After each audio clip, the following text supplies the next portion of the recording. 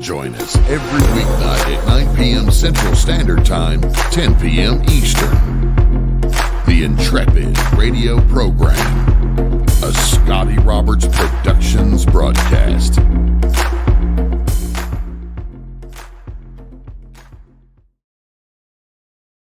Well, happy Friday evening, everyone. Welcome to the program. I'm Scotty Roberts, your host here on my show, the Intrepid Broadcast. And we are broadcasting this podcast over on my YouTube channel. That's youtube.com/Scotty Roberts. And you can join us in several different places. You can look over on Facebook at a couple of different places. You can check us out over on my Patreon page, where you can also donate to this show. To help, donate is such a weird word. It's like, please help me and my children. We are in such need. It's not that kind of donate. It's help support this program. You can do that for as little as $4 a month over on my Patreon. A month. If you enjoy this show more than one time a month or more than one time a week, come on over to my Patreon page. And for about the cost of a cup of coffee, you can get all these shows. Well, you get them for free anyway. So this is just saying, we sure appreciate you, Scotty. Here is $4 for the month to help you buy a cup of coffee while you're doing one of 3 shows. Well, it was only 2 this week because I skipped on Wednesday and Sunday mornings. So what is that? If there's an average of 4 weeks. That's 4 times 3. That's 12 times and plus 4. That's 16 shows a month for the measly cost of $4. How many times does 16 go into $4? Figure that one out. It's like math to me, and math is hard. So, also, you can just become a member over at my YouTube page. You can subscribe and get the alerts and everything. But if you hit the little join button down below, then you can find a way to help support this show in another way. And the reason for that, we've talked about it before. The only reason I'm asking for that, we don't run any advertisements. I don't go out knocking on doors looking for ads to fill up every 10, 20, 30, 40, and 50-minute spots around the clock. But this will help keep us commercial free, me not having to knock on doors. And if you like the show, just put a couple bucks into it. It's 99 cents to join over on YouTube, 99 cents a month, recurring payments. And or it's $5 a month, or it's 15. Boom, there it is. That's all of that. That's all I got to say about that. I don't want to make it first 10 minutes about asking for money. Please let the Lord touch your heart and give when that offering plate comes by. I hope I don't sound like that. To start the show tonight, by the way, we're going to do something we haven't done for a long time because I unburied it from a pile over here on my desk. Remember when we were doing these? Let me take down our graphic for tonight. Remember when we were doing these? The affirmators. It's 50 affirmation cards to help you help yourself without self-helpiness. So we're going to do one of these right now. I'm going to shuffle it up. It's not like a tarot card, although I suppose you could say the spirits in the universe are working through the affirmators. So if this card applies to you, bada boom, bada bing. So here we are. I'm just going to shuffle these real lightly. Oh, wait, hold it. That's like a rule card. Let's pull that out. How to use these cards.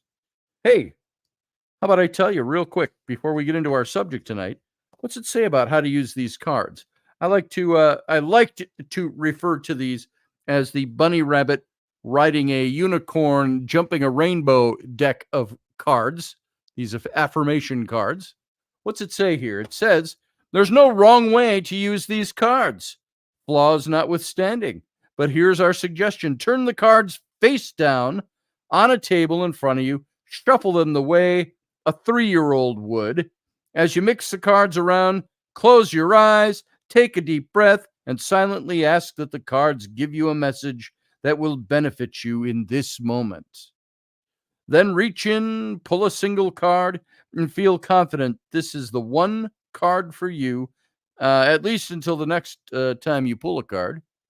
And read your affirmator, and for the greatest potency, read it out loud. Say it as much as you like, then say it again. Now, these are meant to be fun, they're meant to be lighthearted, but I also think that they were devised by somebody that believes in that whole idea that the universe is something we can manifest and we can make things happen by what's the I word? Not manifest. It's we visualize. It's a V word. Visualize, and then we implement. So let's do this. Let's take this, even though they're a bit lighthearted. Here's the deck of cards. I don't think I can shuffle these in the normal way. They're just slightly oversized. And so let's see if I can actually do it without flipping them all over hell. Here we go. Oh, yeah, it worked. There. All right. It was only slightly uncomfortable because they're a little large. Do that one more time. There we go. We'll do it actually one more time. And unlike Tarot, I don't think this has a big mystical quality to it. But you know what? You can put a mystical quality into anything you want to make it work for you. And it just might if you put that effort into it. So here we go. I'm going to cut the deck once. Shazam. And let's pull this card right off the top of the deck. Let's see if I can get my thumb around it. There we are. All right. Here is your affirmator for today. Gentleness. Here's what it says. All right, take this to heart. I speak with gentleness, and I listen with gentleness. I align with the gentlest part of myself, and I take joy in being receptive, open, and unafraid. Unafeared, as Kenny Ballas would say. I am like a baby deer who's best friends with a baby elephant. Oh, snort.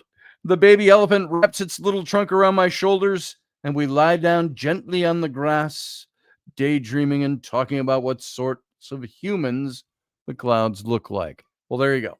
There's your affirmator for the day. Be gentle, listen gently, speak gently, be a gentle person. Now, being a gentle person does not necessarily mean that you are also not a dangerous person.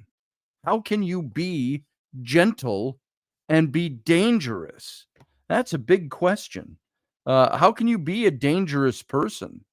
How to be dangerous? I'm just putting this in here. I can go off the top of my head, but here you go. How to be a dangerous human being. Here's a few points for you. 1, do what you say you're going to do. People don't respect people who are all talk and no bite. Now, I got to tell you, that's why whenever I would skip a show, it would be because I don't feel good or I'm not up to it or I got something else going on. I felt a huge amount of guilt until I realized I've got 1,500 shows in archive. I think I've produced, I've performed, and every now and then I have to take a night to go do something.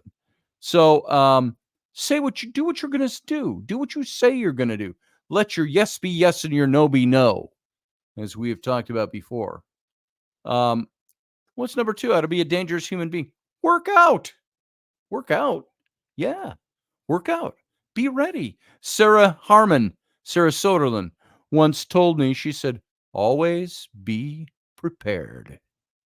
And that was back when we were doing a show with Rocky Stucci. And so work out. Get yourself ready. 3, stop caring about what other people say. That's a big one for me. I used to be so utterly concerned about what people would say, about what I'm doing, how I'm acting, what my thoughts were, what my opinions were. And so a lot of that, yeah, Randall Flagg, I could be the Hulkster. I used to really worry about what people would say. Oh, what are people going to say if I do that or act that way? In the Baptist church, very conservative fundamentalist Baptist church, which instilled in me a guilt factor of saying, oh, you can't do that. What will other people think? What if somebody saw me coming out of a liquor store, even though I wasn't buying alcohol? I can't go in there and walk out. Somebody from my church might see me and think ill of me. I mean, that's the nonsense that we thought in our church. And so it was like, don't do anything where somebody thinks, oh, you talk to pagans online? Well, yeah, I do. Jesus talked to a lot of pagans in his lifetime. So stop caring about what other people say. That shouldn't be the governing factor for your life. 4, control how you react. That's a big one for me too. There are some things that light me on fire. How about you? Control how you act. It's not to be a dangerous person. Control how you act. 5, invest in yourself. 6, stop competing with people. Stop always competing. And 7, build a future. So there's ways to be a dangerous human being. Make yourself dangerous. I didn't want to get into this as a main topic tonight, but here, listen to some of these. This is something that I've been reading about, something I want to maybe talk more about. Maybe we'll do a whole show on this another time, but it's at least worth at this moment hitting something. Jordan Peterson, you know who he is. He once said, a harmless man is not a good man. A good man is a very dangerous man who has that danger under voluntary control. I said to somebody in a post not long ago, I said, yeah, and we have to be dangerous too. And they said, oh, I don't know if I like that. But it's true. I had to explain what that meant. A good man is very dangerous who has that under voluntary control. And that quote from Jordan Peterson stuck out with me. And it stuck out to a lot of guys who have heard it repeated and shared it. And I think we'll talk about this maybe next week. We'll get into what this is all about. But there's something here. Let me break this down very quickly, and then we'll cover these next week. These aren't in any necessary order, but they're of equal importance. So I think all of us could do well to incorporate these 4 soft skills, quote unquote, into our lives in order to make ourselves more dangerous. And this is almost like, where have I got it? Oh, right here. Sun Tzu's The Art of War. I've got the little pocket version that sits on my desk. It's the idea to, and the type is so small, I just flipped it open to see where it would land. Let's see. It's not worth reading these tonight. I could read one of them, but it's like this one says, if I determine the enemy's disposition of force while they have no perceptible form, I can concentrate my forces while my enemy is fragmented. Okay, that's not really talking about being dangerous. It's in that book.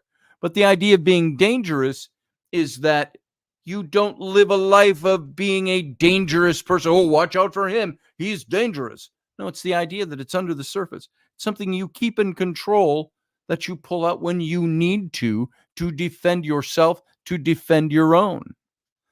You have to, and we'll cover these later next week, develop self-confidence, develop assertiveness. There's passive communication, passive-aggressive communication, aggressive communication, assertive communication. Those are all different. You have to know what you want and why you want it.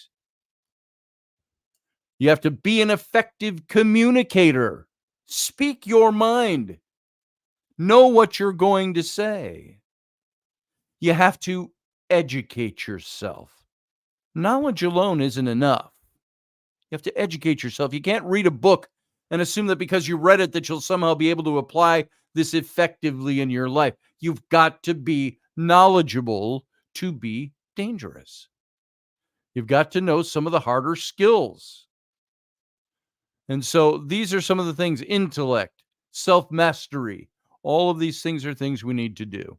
And so we're going to talk about that next week in a little more detail. So aren't we taught to not judge, says Randall Flagg? Yeah, you don't have to judge to be dangerous. You don't have to judge to be intellectual. I'm not sure if you're talking to me or somebody else in there. Morgan Snow says, depend on what side you are on. Become a Hulkster, says Randall Flagg. Let's see. Aren't we taught to not judge? I'm not quite sure where the context of that question, but yeah, we're taught not to judge, not to be judgmental, I think is more the command. We hear things that were old biblical texts and that says, judge not lest ye be judged. And that's in the Old English. Just don't be judgmental of somebody because, like the old saying, if you're pointing a finger at me, you're pointing 4 more right back at yourself. This is the old saying says. And hey, Sarah Yusuf, welcome.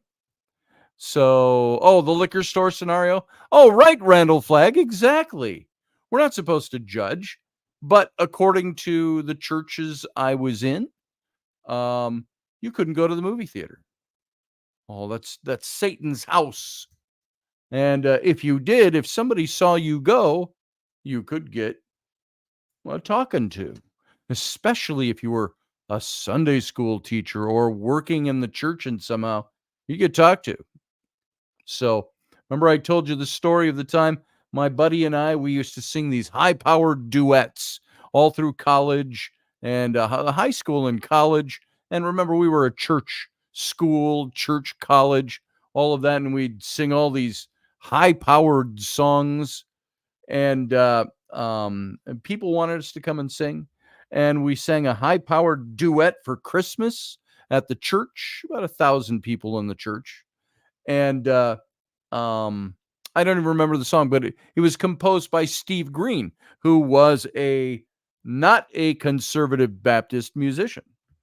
And conservative Baptist music is pretty boring, by the way. And so we sang this song, and it was fantastic. Professor Bauer knows what I'm talking about with this.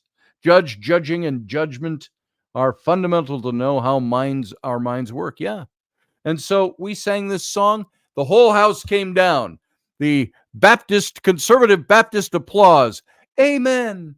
Glory. Nobody claps their hands. It's all amen. Glory. Not Pentecostal, like, holy God. Oh, I'm going to speak in tongues now. It's nothing like that. It was amen. Glory to God. Praise God. Things like that. Then we find out the next day, that we're called in by the music minister. Can you come in for a little meeting? And he chewed us out for using a Steve Green arrangement of these Christmas songs. Because, oh my God, Steve Green is not a conservative fundamentalist Baptist. He's a new evangelical. And I remember we got chewed out for that. And you might remember this story now. And I asked the music minister, I said, Mike was his name. I said, are you telling me that God was unhappy with that song? Are you saying God was not pleased? Well, that's not the point, he said. You're singing an arrangement that was put together by a new evangelical, blah, blah, blah. And I said, Mike, I don't think God cares. I think we honored God in a worship service in a church with a song that even you said amen to because you didn't realize it was a Steve Green arrangement. So that's the nuttiness of it. That's judgmental to me. And that's one of the things that drove me. Another thing toward the end of my period of being in the church that said, This is almost the last nail in the coffin for me. I did switch churches, though. I dropped out of that church and I said, I cannot do this anymore at this church. And I went to an evangelical free church after that, which was a lot more loose in its polity and in its legalism. So that's what I'm talking about. So paying $9 for large popcorn is demonic, says Sarah Youssef. You are absolutely right, Sarah. I don't want to be caught and seen buying popcorn in a movie theater, but we do it. Rainey, she carries in her big bag. She sneaks in candy and cans of soda pop and all of that. We buy the big bucket of popcorn and we bring our own milk duds. So there you go. Oh, but that's against the rules. Well, arrest me. Kick me out of the movie. I just paid for 6 people to watch a movie, and at $9 a pop, that's what it costs. $54, something like that. 51, $54 to take my family to the movie, just to watch a movie. Round it up, $60 for my family to watch a movie. Then you throw in the treats and the snacks, it's $120. It's ungodly. You are right, Sarah. Ungodly. So, be a dangerous person was what that was all about. And that's on top of being a gentle person, as we read our affirmator for the day. Remember, be the bunny rabbit, hop atop your unicorn, and leap rainbows so you can be affirmative, a gentle affirmative person for today or tomorrow. There, that's that. I happened to see that and I wanted to read it for tonight. Now, the topic of tonight. Let's jump into this. Here it is. Let's put that graphic up there again without the banner going here so you can actually see the whole thing. There it is. None dare call it conspiracy. Now, that is not a picture of Trump, by the way, but it's an AI picture I created. My criteria, man in a suit wearing a red baseball cap facing an audience. That's what it brought up. Oh, and I said superimpose scope sights on top of it. And so that's what I got. And I played with it a little bit, but I think it interpreted Trump. Now, why none dare call it conspiracy? Because I think, let that graphic soak in for a minute and I'll take it down.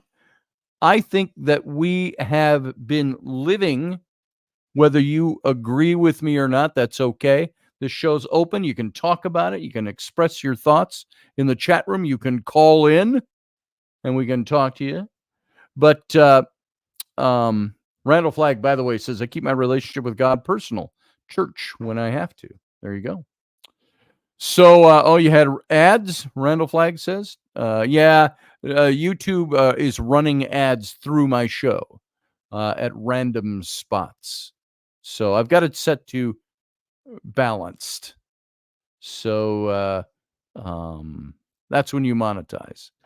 So Keith Green asked Annette Keenan. By the way, yeah, I loved Keith Green music. I was talking about Steve Green. They aren't related. Steve Green, he did a lot of, he was a Christian version of a Harry Connick Jr.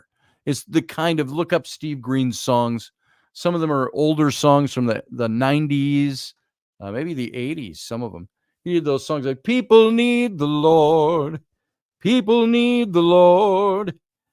At the end of broken dreams, he's the open door. And Steve Green had a great heart for his music, but you couldn't listen to him because he wasn't a Baptist. Keith Green, I loved. He was one that I think he died in a plane crash in the 80s. He had some great funky sounding music. He was a guy that came out of the 70s, and he had the 70s. He was a white guy with a white guy fro, you know, the curly hair all over the place. And I remember he had this song that I really liked on Moses. And it was called, So You Want to Go Back to Egypt. He says, so you want to go back to Egypt where you're safe and secure. And I can't remember all the words. He goes, eating leeks and onions by the Nile. Oh, what breath, but dining out in style. Bum, bum, bum, bum. Moses seems rather idle. Dun, dun, dun, dun. He just sits down and writes the Bible, something like that. But he did a lot of songs for youth, not little kids, for youth. And so he had some pretty good sounds. And I really liked his music, but he passed away all too soon. And of course, somebody else that you couldn't listen to in the Conservative Baptist Church, unless you snuck it. I'm going to worship God by listening to this guy in secret, so my church doesn't find out. So, and it usually wasn't common sense. It wasn't like, well, this guy is a rapist and he has a cult and he invites small children to come into his church so he can rape them. It's nothing like that. He was just of a different theological ideology, one that was a simple faith. He was one of those, do you remember in the 80s, they had the Jesus people? Jesus freaks. And I used to tell the kids in my youth group, and I never got in trouble for this, but I said, there ain't nothing wrong with being a Jesus freak. I said, if this is what you believe, live it. Be dangerous with it. So that's a different topic. So talking about this graphic tonight, none dare call it conspiracy. When I was in high school, in the a very conservative fundamentalist Baptist high school, I got a scholarship. I went to the church, and the church was huge. It's one of those big, what we called fortress churches, and in right down on the inner city of Minneapolis, and down near the hood now, and big church. And gorgeous church, and they had the huge congregation, 1,500 members, and most of them would come out on Sundays and be there. And they had 20 bus routes that they would run to bring kids to Sunday school in the mornings on Sunday. It was a wonderful ministry and outreach to the communities all around Minneapolis. And they also then had the radio station. If you're in the Minneapolis-St. Paul area, it's 100.3 was the radio station. That's now a country western station, I believe. And it was, I can't even remember the call letters anymore. And WTC, it was Witnessing Christ to Sinners, WCTS FM. Witnessing Christ to Sinners was the call numbers. So, Annette, you recognize Steve Green music now. Good stuff. I loved his music. And I met him once. Just a gracious man. And very clean-cut family man. He was one of those guys I saw that he lived what he believed, and he didn't fall. He wasn't one of those guys who preached this out of this side of his mouth, and then, he was screwing around in his private life. He didn't do that. He was a good man. I think he still is. I think he's still alive. I have not followed him in years. But this whole thing of none dare call it conspiracy. I was in high school. We were at the church school. I got and all of us guys, we had a group of us. Jim Mollison, if you're out there listening, was one of my friends. We got into we were seniors in high school in 1977-78. And so I think it was our junior year, we really started getting into this little book, little paperback, about not a half an inch thick, little tiny pocket-sized, none dare call it conspiracy. And it was all about the Illuminati and things like that, the big craze with all of that back in the mid to late 70s. And so we were into this. We were into Nixon had just been the president. And we were always imitating Richard Nixon. I am not a crook. and we were doing comedy bits in speech class with that stuff. And so that's where we were. And then Jimmy Carter became president, of course, in 76, 2 years before I graduated high school. But this is the stuff we talked about in this little book, None Dare Call a Conspiracy. I grabbed that title because of all the stuff that is circling around Donald Trump, especially since the assassination attempt. All these conspiracy theories that are out there. And I wanted to first go back a little bit, and I was going to compile a list. And my list is going to be a little incomplete. And I will be honest about something. I am not a conspiratorialist, though there are times that I will hail to certain conspiracies to say, hey, is this something that is worth looking at? Because what do they say? Today's conspiracy theory is 6 months from now is conspiracy fact. And that's what's been playing out for the last few years. All this stuff we've been talking about since Donald Trump first started running and all this crap was coming out against him. Now, it's going to sound like a very pro-Trump show. It is in a way because I'm examining the conspiracy theories around him, the conspiracy theories of the left. I want you to take a look at a few things, and this is going to be a little short because I don't have anything of this written down in front of me. This is going off the top of my head, and in the chat room, you guys can all add to this.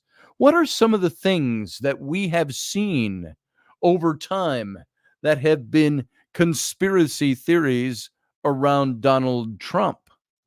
How much of what has happened to him over the last 8 years are things that he deserved? What do you think about that? Are they things he deserved, or are they things that were, pardon the pun, trumped up against him? This is a big question that has to be answered for us. And I think that after the indictment and 18 others being indicted in Georgia for trying to overturn the 2020 election results by complaining that the former president simply, I would say that we complain the former president simply doesn't deserve that because why? Because it's all bullshit. That's why. Now, stick with me. If you don't like Trump, don't worry about that. You can still enjoy the show and listen to some of what I have to say. Here's the thing I have found, too. With conspiracy theories from either side, it's usually that they are closed off to the arguments of the other side. I've got my mind made up about Donald Trump. I've got my mind made up about Joe Biden. And go ahead. I defy you to try to change my mind. You won't be able to, of course, because I'm right in my thinking. That's the way most people come across. And I've been hearing conspiracy theories about the attempted assassination of Donald Trump the other day. And I wanted to hear him say, of course, he was still emotional about it. If you watched his speech the other night, is I'm going to talk about this one time and I'm not going to talk about it anymore. He says, because it's hurtful. It affected him. I've heard people denigrating Trump for, and obviously it wasn't as bad a thing as we thought, because when somebody gets shot at, a president, look at Ronald Reagan, when Hinckley tried to gun him down, they grabbed him and they threw him in the back of the limousine and they were gone in seconds after he'd been shot. He got shot under his arm in the chest and it pierced his lung. And he said, Reagan said, I felt that pain, but I thought it was because they threw me in the back and I landed on the hump on the floor where the drive shaft is underneath that. And he said, I landed on that hump on the floor and I thought I busted a rib. Remember, he was an old guy. He was already 70 when that happened. You take a 70-year-old and throw him on the floor and see what's going to happen. So then, of course, they found out he was shot. And so they were saying of Trump, well, he's like Oh, I saw somebody just today. He was whining about getting his shoes. And I said, you know something? And that was a response they gave to me on something on social media. And I said, you know, just by virtue of the fact that you said he was whining about his shoes tells me precisely where you stand. I said, I don't need to know much more about your political ideology because what you're telling for the president wasn't whining for his shoes. I said, number one, you have totally ignored the fact that a guy just got his ear clipped, which he was also disputing. If that was a bullet, that would have taken off a huge chunk of meat, not just a graze on his ear. And we're a pro gun toting Democrat family, he said, and that kind of graze just doesn't happen. I said, not that you've seen. I said, how many times have you grazed somebody's ear when you shot with a rifle? Probably not many. I said, something coming by at 3,300 feet per second and just barely touching your ear doesn't necessarily mean it's going to take a chunk out of it. It's going to graze it. It grazed it and it bloodied his ear. And the cartilage, the doctors told Trump, and I've heard this from independent sources, ears are cartilage, and that stuff will bleed like a stuck pig forever. So maybe he had Maxwell Smart shoes. Maybe he did, Randall Flagg. The Cheney connection. There you go. That's a conspiracy theory. So maybe a minor one, but it might play into some of the stuff we're going to talk about tonight. But going back, look at the stuff that's happened to Trump in the last 8 years. I'm looking at a little conversation that took place between Greg Gutfeld, if you like him. I happen to like him on the Fox News station. Oh, Fox News. Oh, you watch Fox News. No wonder you're pro-Trump. No, I watch Fox News because I enjoy one or two of the shows. I don't even have Fox News in my house. I watch YouTube clips of Greg Gutfeld's show because I like it. And I like the Five. I've followed the Five for years. So I was watching. There was a conversation.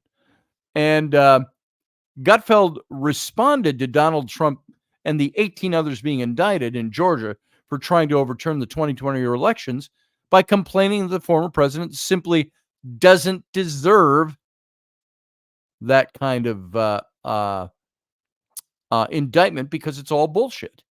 The Fox News host was so dismissive of Trump's third indictment just 2 weeks ago in Washington, D.C., when this article came out, which was dated 1 year ago. And the Fox News host was so dismissive of Trump's third indictment that he responded to it by doodling on air. Couldn't help but interrupt his liberal colleague on the Five, Harold Ford Jr., to state his grievances this time around. Ford had been talking about how Monday's indictment was Trump's first in state court. This is what federalism allows states to do, to enforce their laws here, Ford said. And the 41-count indictment charges Trump and others with operating a criminal enterprise in violation of the Racketeer Influenced and Corrupt Organizations Act, or RICO. And if prosecutors have evidence showing that his state of mind is different than what he claims, he'll have more of a problem, Ford said before. Gutfeld interjected. He said, "You don't think this is totally over the top?" Gutfeld asked. "Everything you say makes sense, except it's all bullshit." That's what Gutfeld exclaimed. "It's all nonstop. We know this is designed to banish and isolate and destroy a political outsider." Ford, seemingly taken aback by his colleague's response, asked him, "Do you not think he's done anything to deserve any of this?" And at first, Gutfeld offered a more measured response, calling Trump probably one of the most troubling, consequential figures in history. But he then quickly shuffled and shifted into the respect the audience mode and defended Trump in one of the most unambiguous ways possible. "But no," the Fox host said, of the twice impeached former president, he doesn't deserve any of this. And his remark was immediately followed by Judge Janine Pirro's attempt to argue that the timing of the indictment in Fulton County was suspicious. Why didn't they indict him until he announced he was running for president? She asked, 9 months after Trump declared his candidacy. Ford Jr. replied by saying that no matter when the indictment occurred, Trump's supporters would drum up some reason to claim it was political in nature. And if they'd indicted him immediately, the answer might have been, well, you guys didn't do a full investigation. How could you have done this? And Pirro's counter argument was that was baloney and didn't convince co-host Dana Perino either. And Trump was always going to say something about anything. It was always going to be political, or it was always going to be too rushed, or it was always going to be too late, she said. He was never going to say, oh, actually, you know what? You guys caught me. You're right. That was never going to be the case. And so this is all this stuff on looking at why Trump was indicted there. But I want you to go through a little bit of a timeline. And I don't have these all in chronological order. But let me ask you, take a look. When was the first articles of impeachment presented in the House of Representatives? Day 2 of Donald Trump's presidency. Day 2 in January of 2017. And then they presented 9 more articles of impeachment over the next 4 years, or 2 years, whatever it was. And it was finally the one impeachment that stuck, but then the Senate vacated it. Why? The Senate was in majority was Republicans. And then you had the second impeachment, the same thing. Impeached in the last couple of months of his presidency.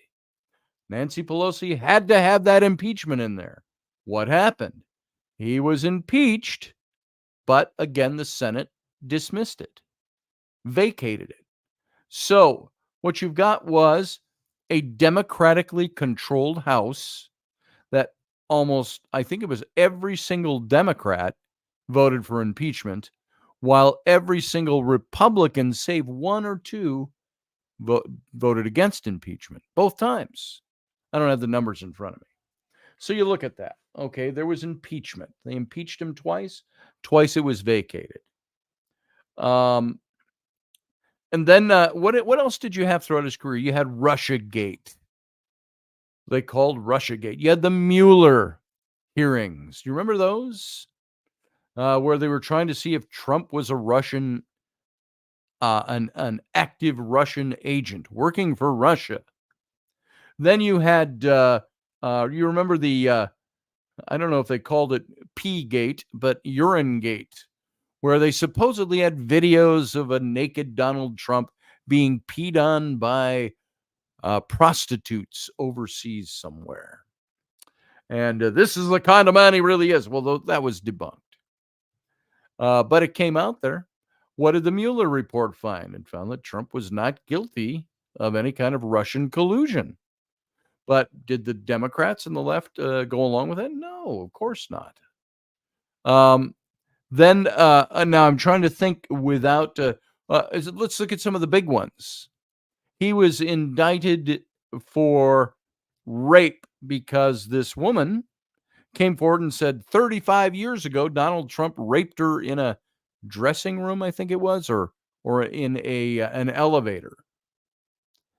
And Trump's contention was, I don't even know who this person is, let alone have raped her.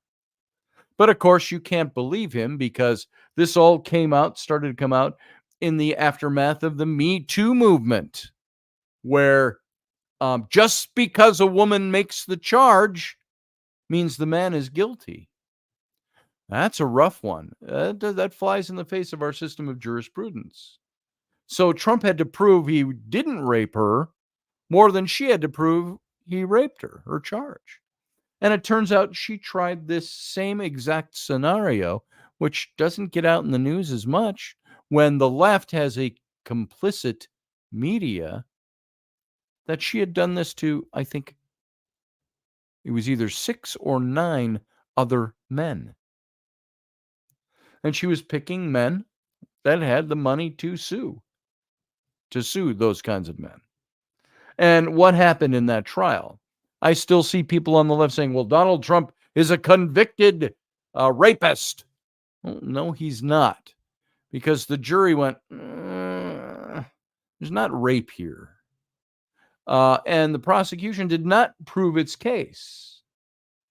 But what they did convict him as, they said that there was probably some inappropriate sexual activity, meaning it could be anything from words to grabbing her pussy to whatever, inappropriate touching. And so they convicted him of that. And what was he fined? $92 million. Now, that's in appeals as well. But you saw the woman when she won that. She's jumping for joy and being all giddy and being kind of silly and stupid about it.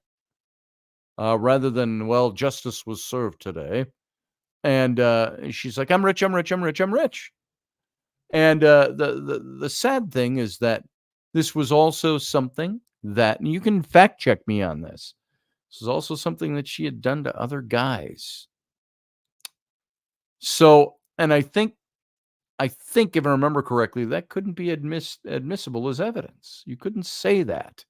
Well, she's done this to 9 other guys. So he lost that case, but that's in appeals. What else was going on? What else was he brought to court for? The whole thing we just saw through the whole Stormy Daniels thing. Everybody says Trump is a serial rapist, a serial molester, and all of this foul man. How could you even, a man with daughters, they'd say to me, how could you support him? I said, because I don't believe it. I think it's bullshit. What happens when somebody with a lot of money and great power is brought into office? What happens? You get all these accusations that come out against him. Did you know Joe Biden has a whole bucket full of sexual allegations against him, but they get squashed by his own Justice Department. They get squashed by the news media that is mostly complicit with the left. And so you had that going against Trump. Trump, did he say, yeah, I could have any woman I want. I could grab him by the pussy if I want. Yeah, he said that almost 20 years ago. And when did he say it? What was the context? He's going to some beauty pageant and he's talking with a reporter off the record, but somebody caught it on camera. They're walking from like a trailer to the building or something, and they caught it on camera. What Trump said. What was he doing? He had to admit it was locker room talk. Does Trump believe about himself? I could have any woman I want.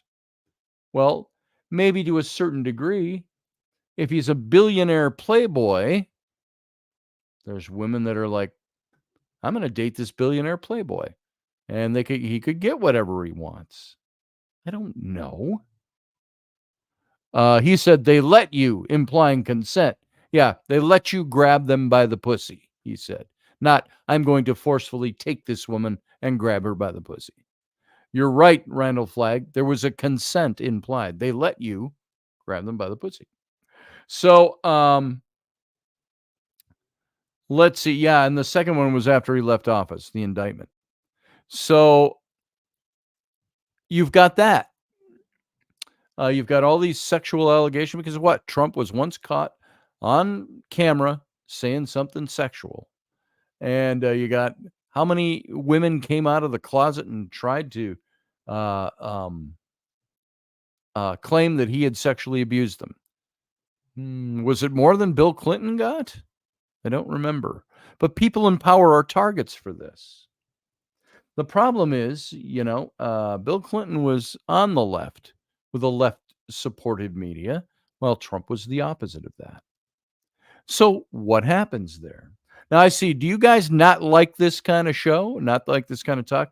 Because our numbers have been going down over the last 15, 20 minutes. You guys not want to hear about this? I don't care because I'm going to keep talking about it till we're done. But I'm just curious.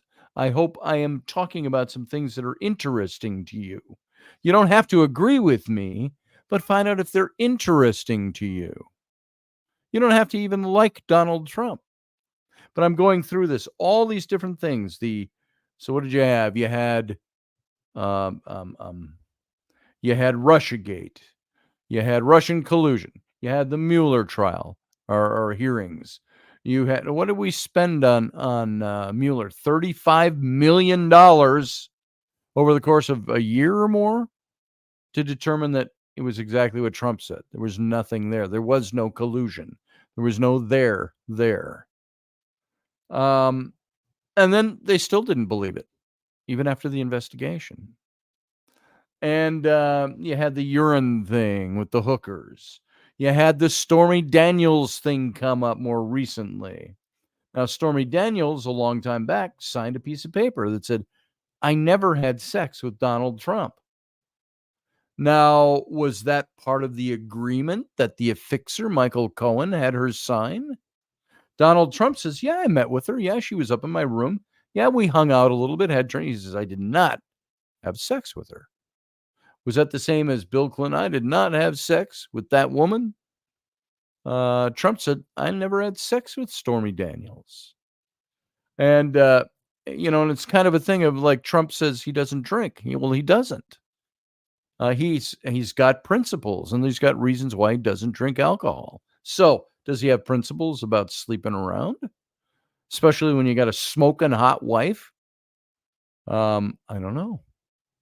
So Stormy Daniels, that whole thing takes place. And they didn't, the trial wasn't about having sex with Stormy Daniels. That's not illegal.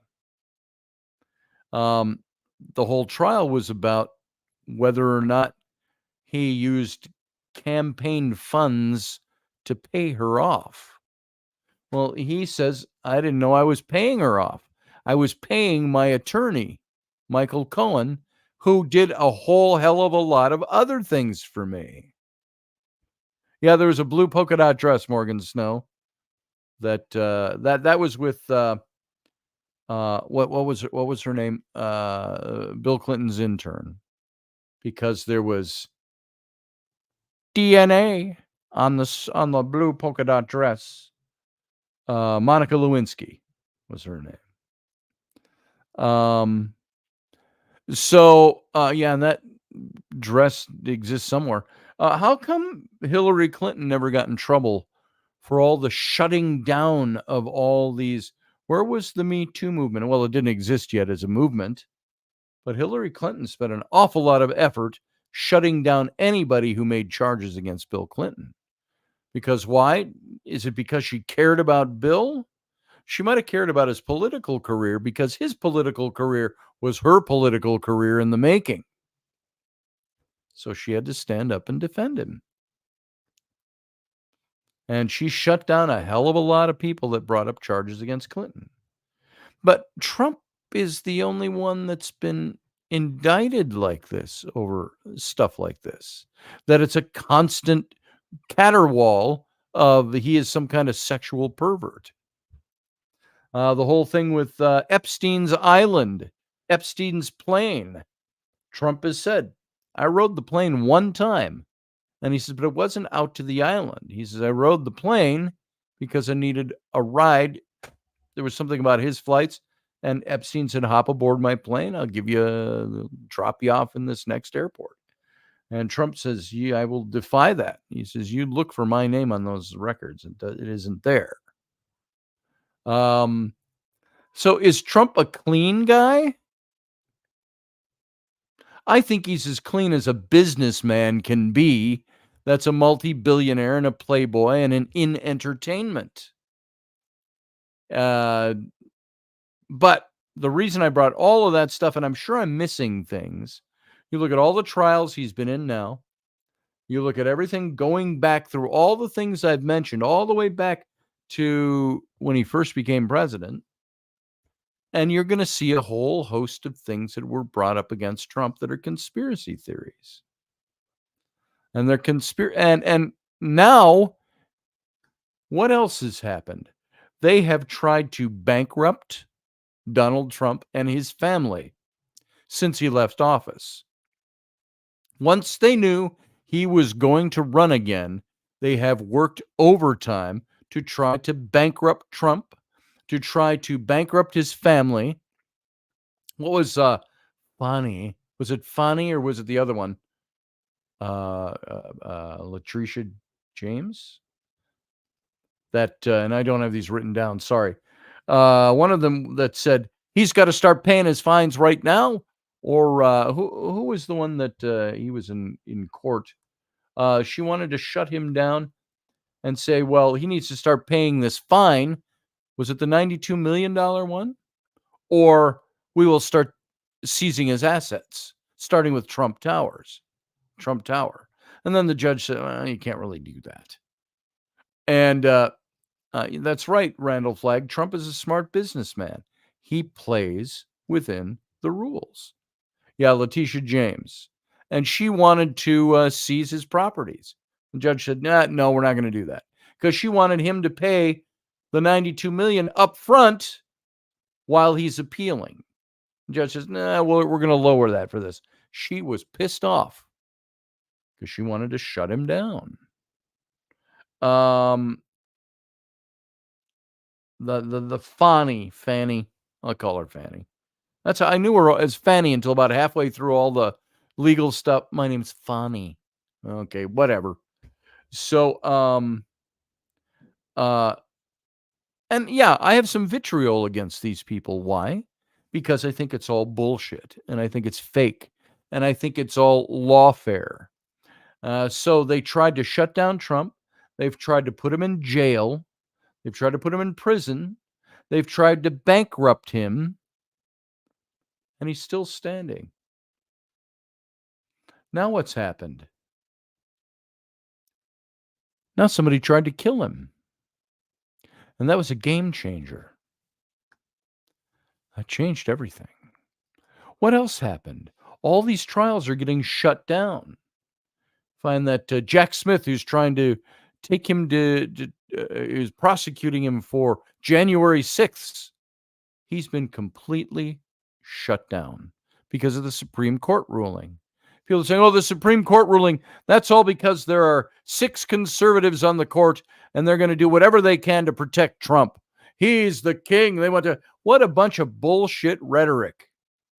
You know, the only reason that Ocasio-Cortez is wanting to try to introduce articles to impeach Justice Clarence Thomas and Justice Alito is because these are guys that don't vote the way she likes or the way the left likes.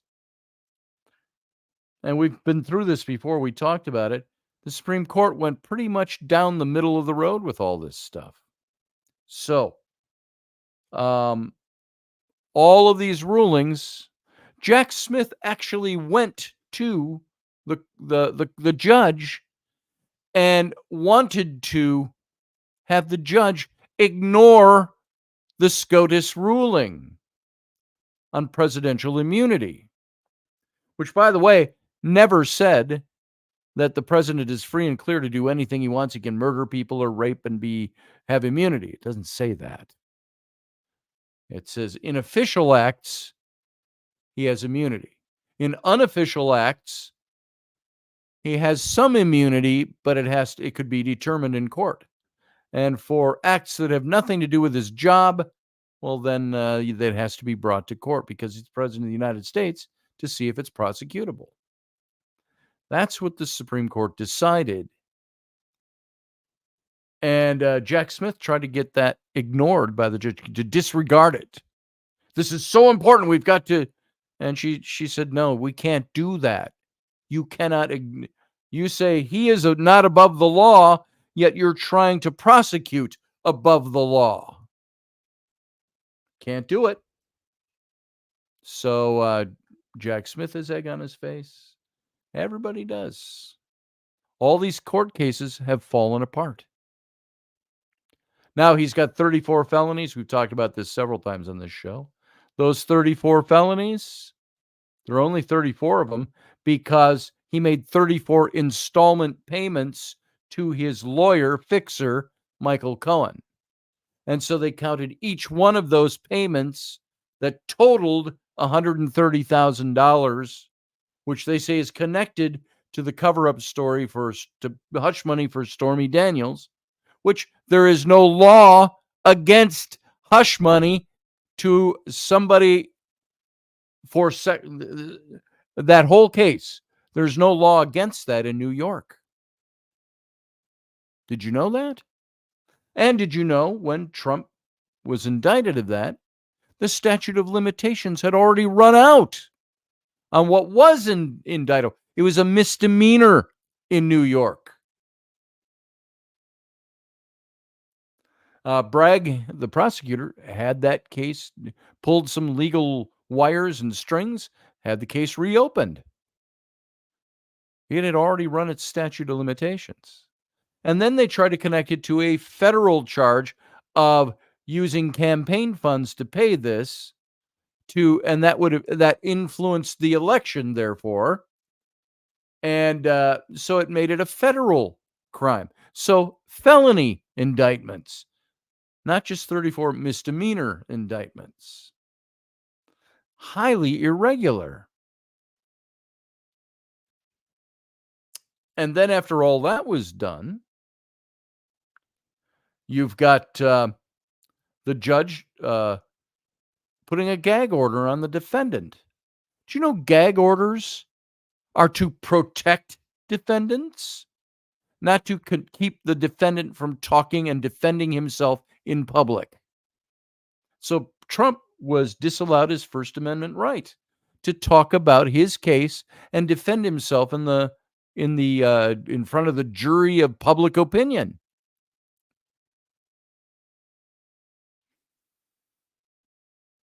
You had an activist judge, you had an activist prosecutor, you had all this stuff going on. So all of this are all the things that Trump has gone through, and none of them are sticking.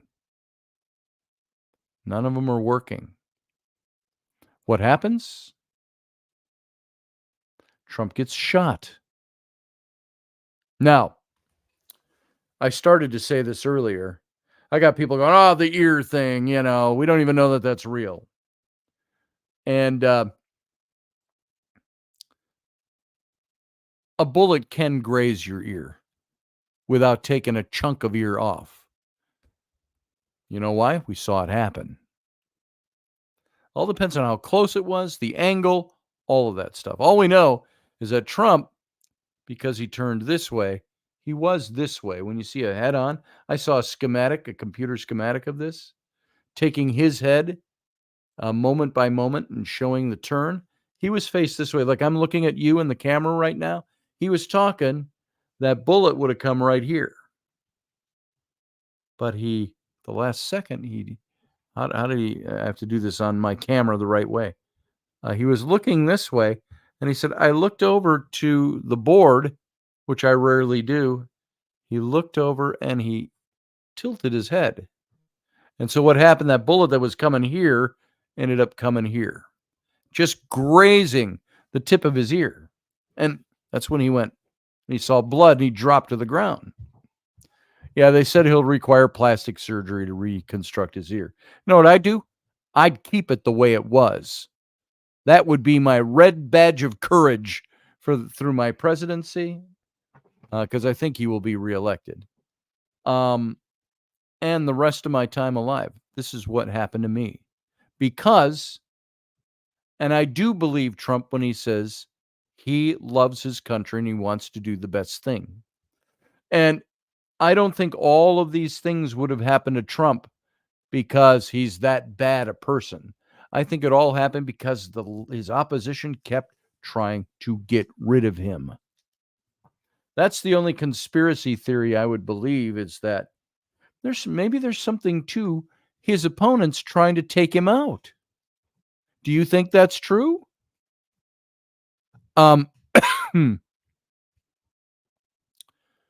Why has the attack on Trump spawned all these different conspiracy theories?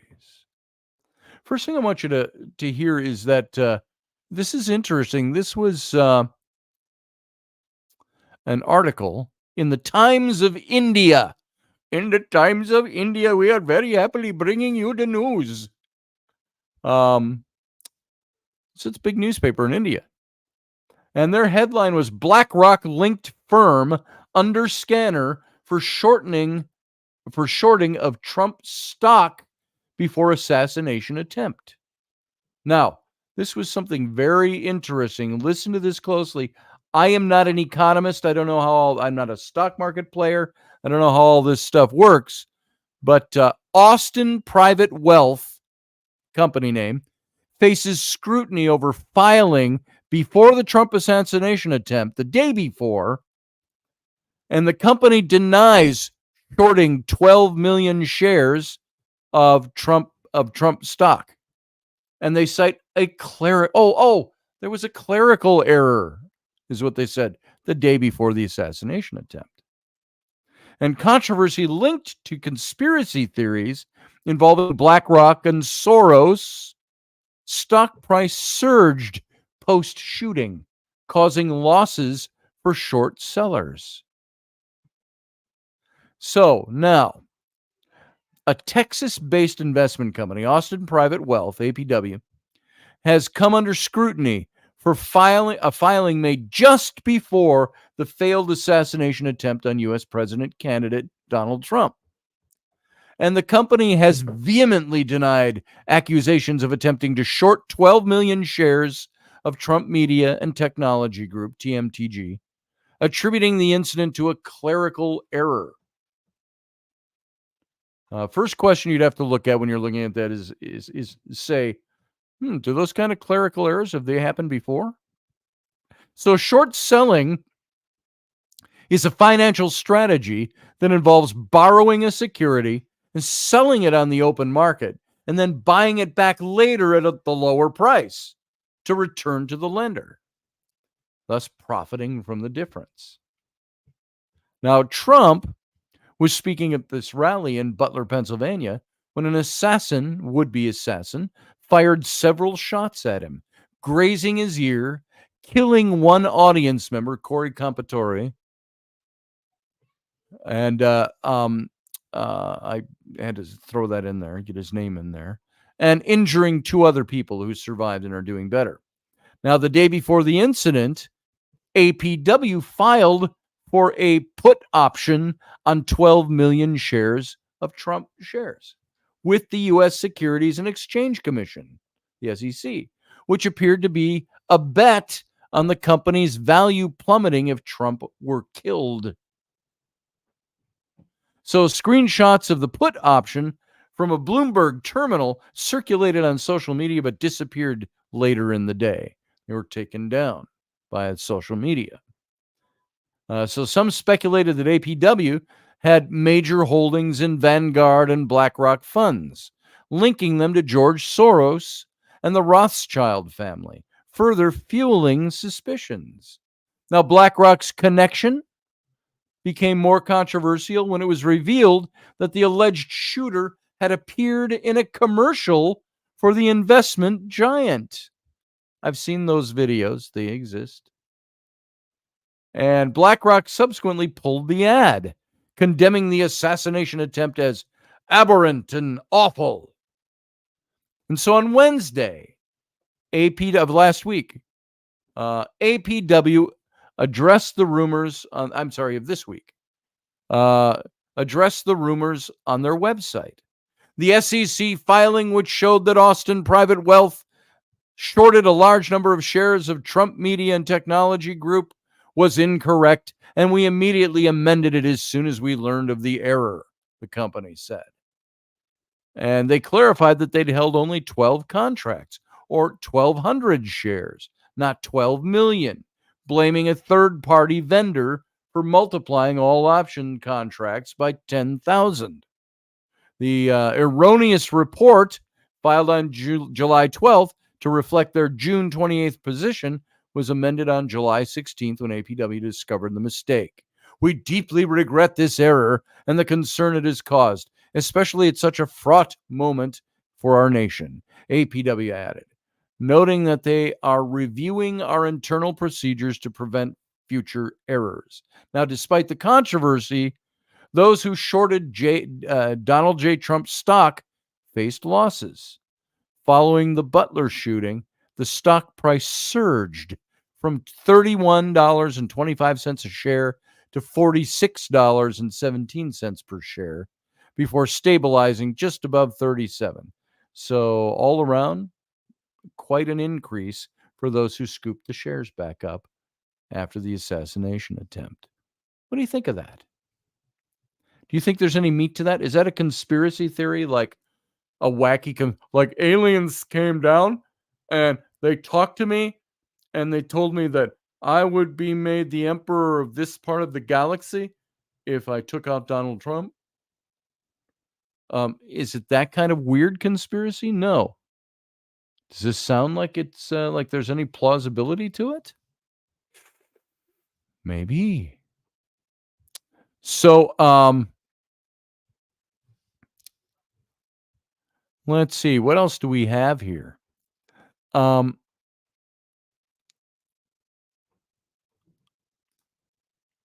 got this little thing up here. Nah, that's not it. That's not what I want to read.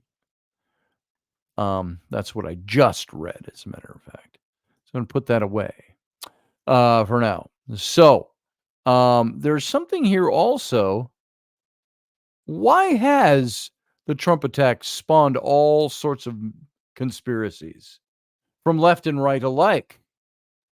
When we can't make sense of a dramatic event, fake news peddlers rush to social media to fill the information gap. So, accusations that the assassination attempt on Saturday was staged have proliferated all over social media.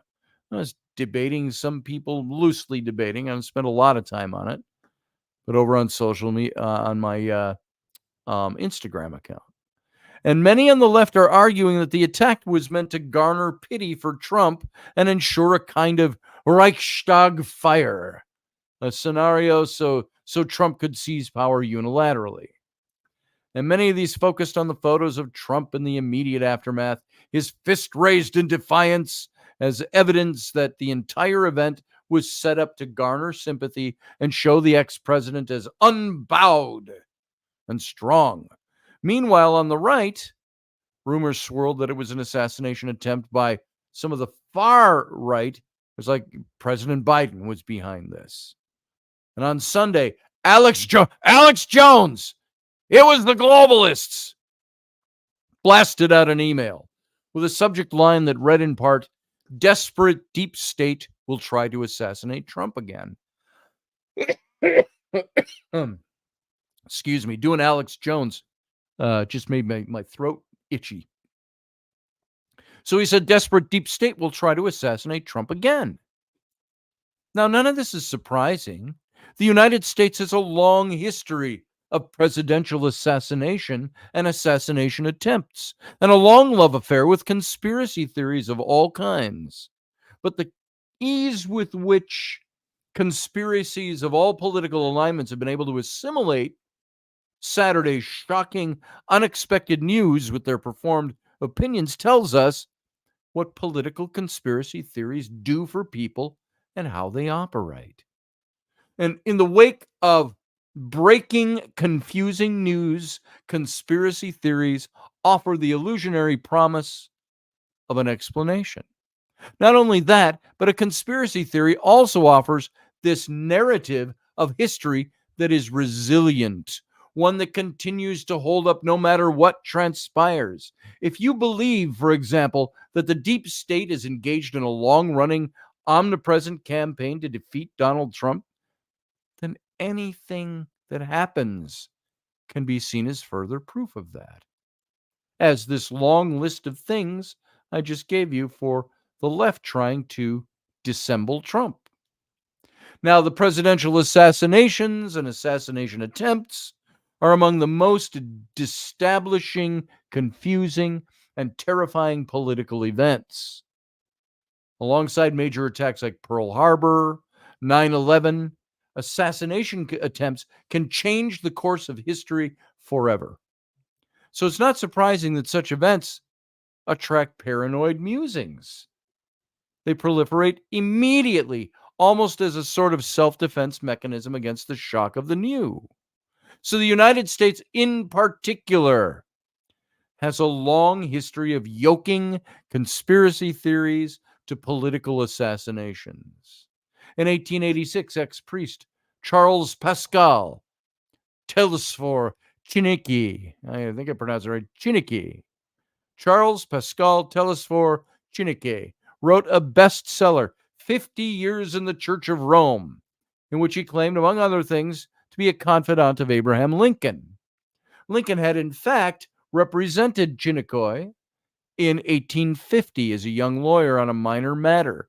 But in Chiniquy's telling, he went on multiple private visits to the White House, where Lincoln purportedly told him that not only were the Catholics behind the Civil War, but that if anything were to happen to him, it would be the Jesuits who pulled the trigger. It was the nuns. More recently, they've been used, these conspiracy theories, to shape reactions to the dramatic aftermath of breaking news.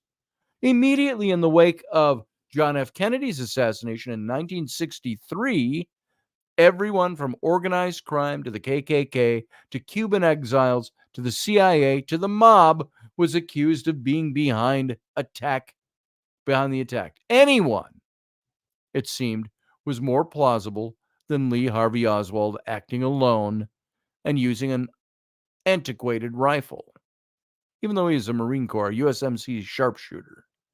So 5 years later, when Kennedy's brother, Robert Kennedy, the father of Robert Kennedy Jr., who's running for president as well as a third party, was also killed during his presidential candidacy. Once again, conspiracists alleged that the killer, Sirhan, had been brainwashed or was otherwise part of a larger conspiracy. What was the very famous old movie, black and white film about brainwashing? The Manchurian Candidate. Fantastic movie to watch. And that was redone in just a few years ago with modern actors. So similar theories surrounded Martin Luther King Jr.'s assassination, even though he wasn't a presidential candidate. And this is to say nothing of the various political assassination attempts carried out by the U.S. government in other countries. In the Congo, in the Dominican Republic, in Cuba, in Indonesia, as well as the successful coup of Salvador Allende in Chile, and the resulting conspiracy theories that they engendered. As the U.S. has long been involved in actual conspiracies, including against its own citizens, such as the FBI's surveillance program, COINTELPRO, or the CIA's experimentation on Americans, MKU Ultra. The problem is not necessarily in entertaining beliefs. Rather, the danger is in using those beliefs as a filter against breaking news. So it's natural to want to make sense of something that seems to come from nowhere, changing everything, throwing us off kilter in such moments of disorientation. Any kind of explanation can help reestablish some kind of sense to the world. Conspiracy theories are all about trying to establish sense to the world. But when the news breaks, facts and motives aren't at all clear, which is when conspiracy theories emerge as a means of filling that gap, providing a narrative that explains everything that's happened and what it means. That's why we turn to conspiracy theories again and again and again. And while they're not likely to go away anytime soon. So for all the certainty these theories have offered regarding the potential impact of Saturday's act of attempted assassination, that it's clinched Trump's election. It's proof that the deep state will stop at nothing to bring him down. It's far too soon to say for sure, But I know a lot of pundits were saying right after the assassination attempt, well, Trump just won the election, we were hearing. So presidential assassinations have certainly had these large impacts on American history. Had Lincoln lived past 1865, for example, his successor, Andrew Johnson, wouldn't have been in a position to kill Reconstruction. But the effects of the assassination attempts are harder to measure. The failed assassination of George Wallace didn't get him any nearer to the presidency in 1972. And the two assassination attempts of President Gerald Ford didn't save his reelection campaign in 1976. Actual verified information takes time. Law enforcement has said that they still know relatively little about this shooter on last Saturday, or what his motives were. I told my kids, I know what the motive was. He wanted to shoot Trump. But why did he want to shoot Trump is the question. And what are all these little things that are starting to come up that seem to indicate that there might have been other players that had a hand in it? Is that fact? Or is that something that's as concocted as any kind of weird theory? So in the coming days, some aspects of this story are going to come into crystal clear focus. Some may, as with the Kennedy assassinations, remain forever murky. We may never know all the facts. But given all we know about the history of the United States covert operations, it's impossible right now to rule out any possibility of some kind of conspiracy.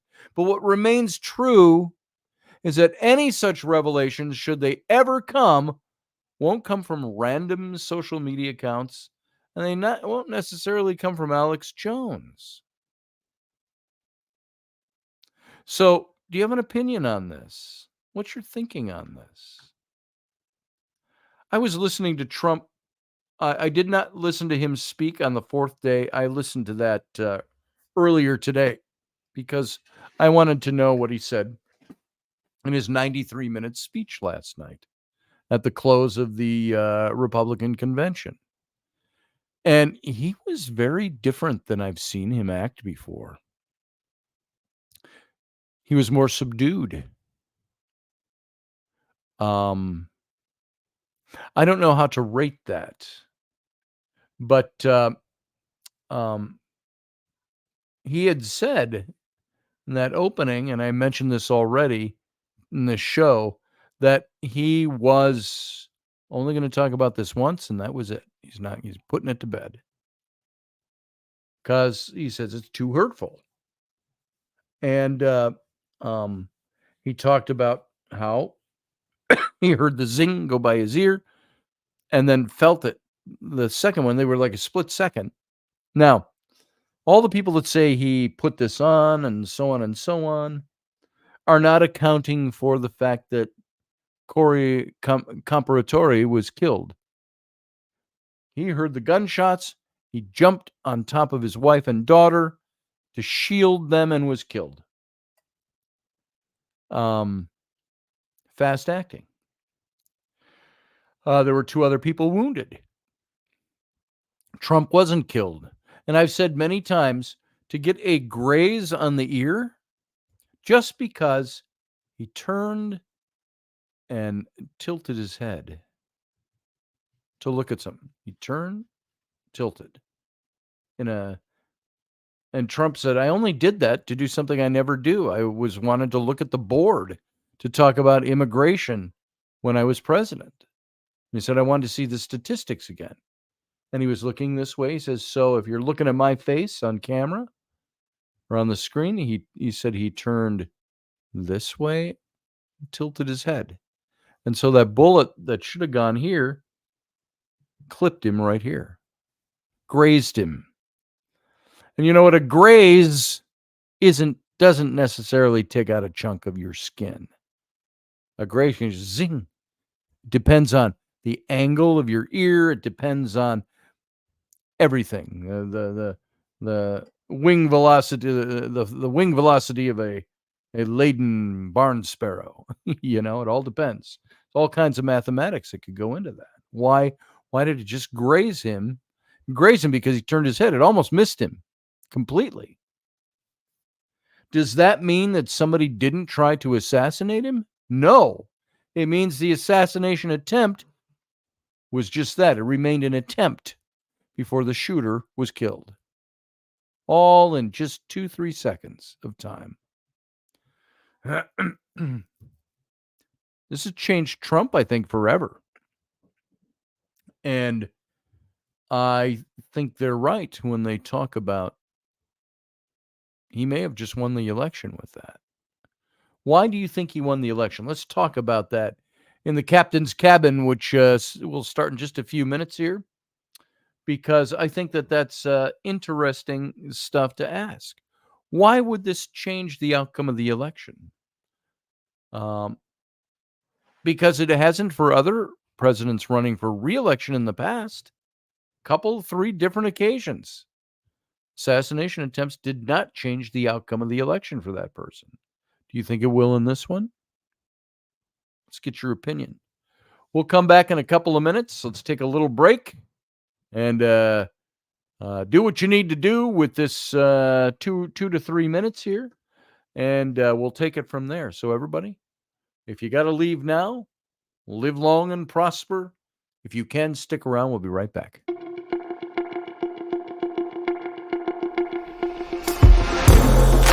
Intrepid radio program with Scotty Roberts. Intelligent talk.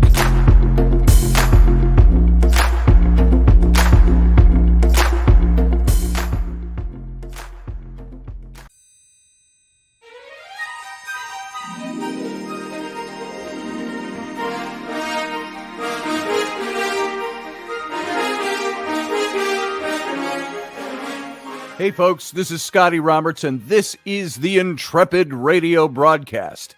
I've been broadcasting for about 20 years now, covering such topics as science, politics, the paranormal, weird science, weird world history, archaeology, and the paranormal. Everything from ghosts to cryptids to creepy things that go bump in the night. So every week I bring you 3 new episodes. Come and join my channel and also be a patron to this site. So see the details below, and we'll see you here.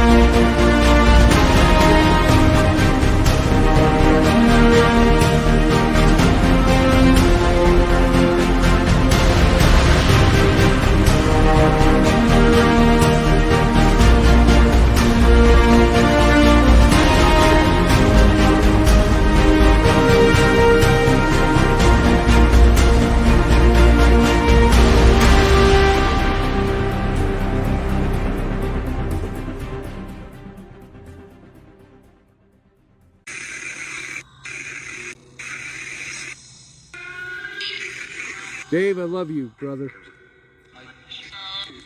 I miss you too. I miss you too, I heard. Yep, Did you guys hear that? I heard that. I miss you, Dave.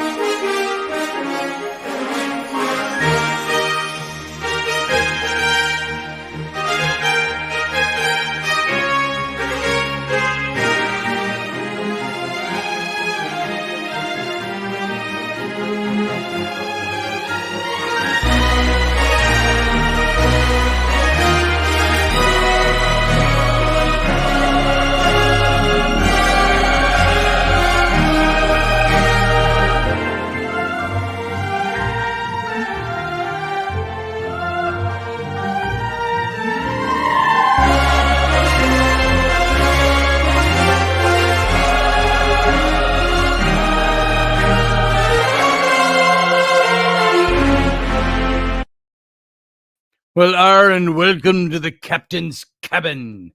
Glad you all stuck around. Thanks for being here. If you want to join us in the chat room, now is a good time to come on in. We've only got, at most 27 minutes left, and we will be done with this show earlier if we want to. And if not, then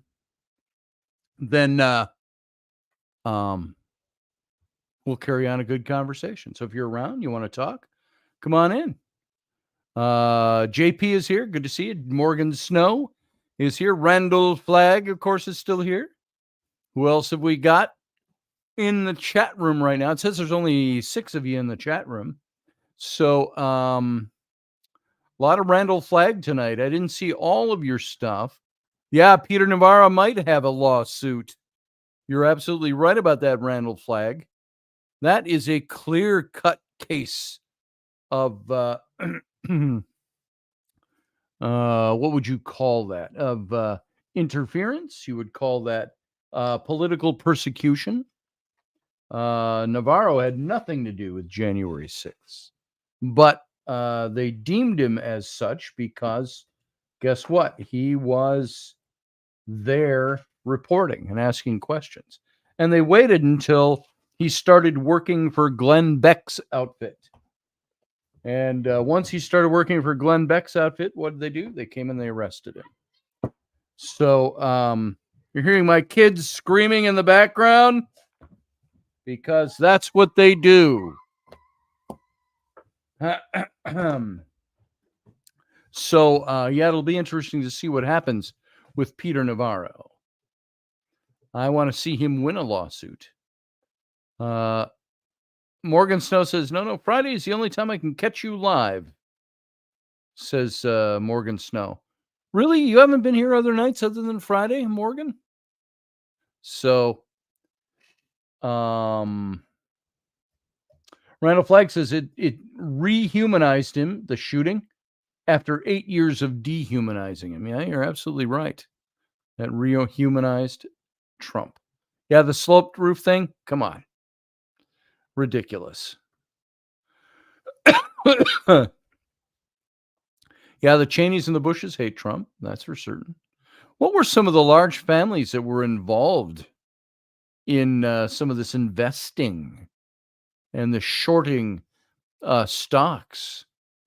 There were some big names. I think the Bushes were among them. The Cheneys were among them. Bushes and Cheneys don't go ape shit if I got that wrong. I thought I was correct about that. I have to go look it up. I'm guessing off the top of my head. So, but I saw several well-known names that were attached to all of that are politically connected. So that's an interesting thing, I think, all by itself. What do you guys think? Any conspiracy here that is worth engaging? Do you think it's real? Do you think it's actually something that we need to be concerned about? Or does it just look like it? Just looks like we need to be concerned about it. That's a good question, huh? So there we go. My globe back there. I'm always sitting in front of that. So, if you've all got thoughts, now's the time to do it. I'm talked out. I did an hour and 33 minutes on this, and I got more. I could keep going. So, certainly. I like to get into this stuff, as you all know, but I also really enjoy talking about the personal stuff, the psychological stuff. Talking to my friend Heather Marie, who's been on here before, that and has come into the chat room before. She went out and she stopped by here today to see Rainey and I, and was talking about finally feeling like she's getting some good things together. She's doing very well for herself, but she got into her new place and she just went out to the riverside to meditate today, which is very good. And so that was really cool to see. Might be doing some TikTok stuff with her. So to push it. By the way, folks, if you have not joined my TikTok, I'm trying to get to a place where you have to have 1,000 followers on TikTok to do live shows and then to be able to monetize your TikTok. And so if you go over there, it's just, is it Mr. Scotty Roberts? Is that my my handle? Let's see. I can't remember if it's just Scotty Roberts or Mr. Scotty Roberts. Yeah, it's Mr. all spelled out. So that is my my TikTok. You can go over there and you can see the TikToks that I put up every day. I do daily readings. So you can come on over and check out my readings over there. Heather was telling me today you need to do these short 1-minute ones. I do about 8 to 10-minute readings every day. And it's 3 cards, and I go into a lot of detail. And she said, nah, just do quick ones. She said, you can do the long ones, but do quick ones too every day. Just flip a card and go, this means this. And good luck today, kind of thing. It would be like, I got a card sitting here, King of Wands. What's the King of Wands mean? You talk about you're the king. You are the one that's on top of the heap. You are the wands has to do with creativity, you giving your energy to something and making something go, making it work for you.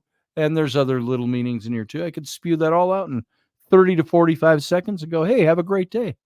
See you next time. So, and by the way, this was actually tucked in the book, this King of Wands. That was from Cat Black. She's the one who created this deck from New Zealand, and she sent me this deck. Rainey got for what is playing and how is it playing? I don't understand where that's playing. Hold on. I got something playing. I don't know where it's playing.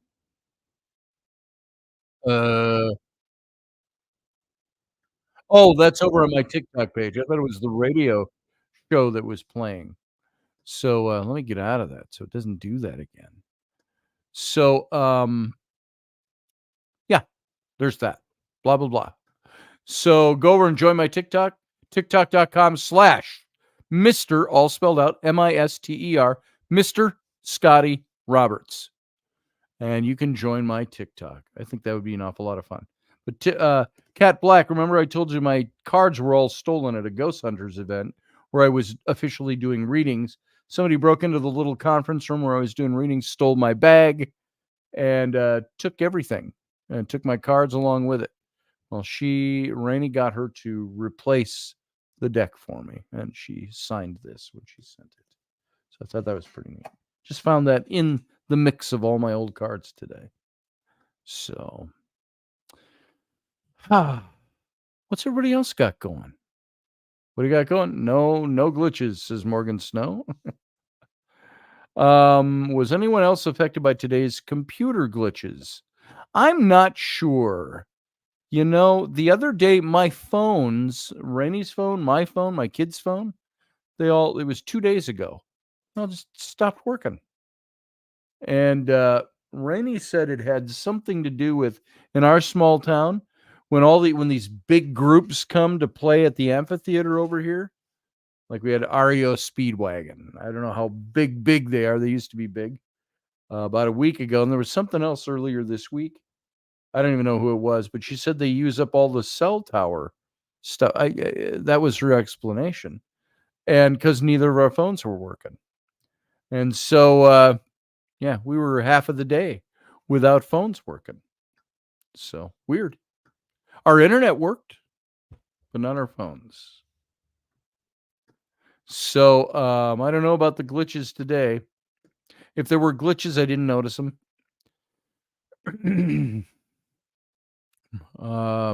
Morgan Snow says, yeah, got to get up 4:30 on weekdays. Gross.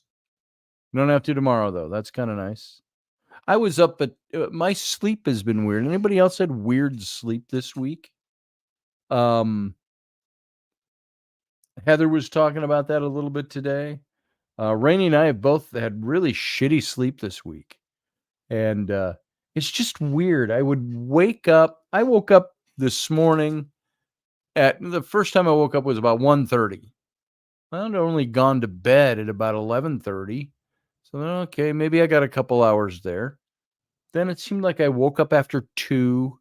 And by 2:45, 3 o'clock, I felt like I was tossing and turning. And I finally just sat up. I said, I'm going to sit up and get up and go read my emails. So I came back here to my computer. Then I went back to bed about an hour later. Then I couldn't sleep again, and I sat up. I turned on the news. Then I had to get up at 5:30 because I was driving Rainey to work earlier today anyway. And she's only 3 minutes from here, but because we've got the one car is down. Car down. By the way, if there's a mechanic out there that lives in my area, come and see me. I got the part for it. Our key wouldn't turn in the old minivan, and it would go in. The lights had come on, so it was triggering the battery, but we couldn't turn it. And the more we looked up on it, it's your ignition switch is shot, and the ignition switch on a 2003 Honda Odyssey. It's hard to believe that thing's 21 years old. Doesn't look that old, but I guess it is. And so we bought the ignition switch for it. And we do a lot of repairs like this. You look it up on YouTube and you say, oh, okay, well, we could do that. And so got the part. The part came in today. And so Rainey is going out of town on Sunday for a week until Saturday with Rowan for scout camp. And Rainey has to go because she's a scout leader, a scout master for the girls branch of the Boy Scouts of America in our town. And so she's got to go. And then Rowan is part of that group. And so Rowan is going. So Rowan and Rainey will be gone all next week, but they need the car to go where they're going. Camp a couple hours from here or something. I'm not driving them there and then turning around a couple hours. So I got to fix the ignition switch. Elderberry, you're here. Show is over like 20 minutes ago. Where you been, brother? So Rumble was pausing and playing by itself like a go. Oh, who were you listening to over on Rumble? What's going on Rumble? I was thinking of getting on Rumble. I got an account there. I just haven't put anything up over there. Broadcasting live over on Rumble. So, so I got to get this car fixed. Tomorrow I'm going to spend my day trying to get Rainey opened it up, the steering column, said I can't get at this. I can't get at these screws to get this out. So I got to look it up and I got to see what's involved. Then, of course, we have to get away to, her brother was going to come over. I don't know if he's got this part or not, but I don't even know what it is. Synchronize, set the keys for the anti-theft system. Just blah, blah, blah. So I got to get that car working. So it's working. It's been sitting for a couple of weeks waiting for us to get the part for it. Rather than, you take it in, this would have cost $800. buy the part. The part was $100 and $900 worth of aggravation. But we'll get it done without having to put out extra dollars, which is nice. So that's going to be my day tomorrow. I overheard phone had to shut it down at 20 minutes after you started. You're not talking to me, are you? Trains never are reliable in New Jersey anymore. People probably didn't notice. Newark Airport always delayed. I had overheated phone had to shut 20 minutes after you started. Didn't have that here, which was good. Flights got canceled. Banks, hospitals, trains all got affected. Wow. Nope, we didn't have that here. So guess what? Here's what we're going to do. It is, 12 minutes till the top of the hour? We're going to wrap it right here. We don't have anybody calling in tonight. No guests, so that's okay. You guys have a good weekend, and we'll be back here on Sunday morning. So I want you all to have a good Saturday. We'll see what goes on around here. Just what the hell's going to happen? I don't know. So, boy, that's all I got. We'll be back Sunday morning for It's Sunday. And Rainey will be heading out to camp, so she won't be here. And she's harder and harder to nail down for Sundays. So she got so much other stuff going on. So she'll be gone, but I'll be here. And we'll be here all next week as well.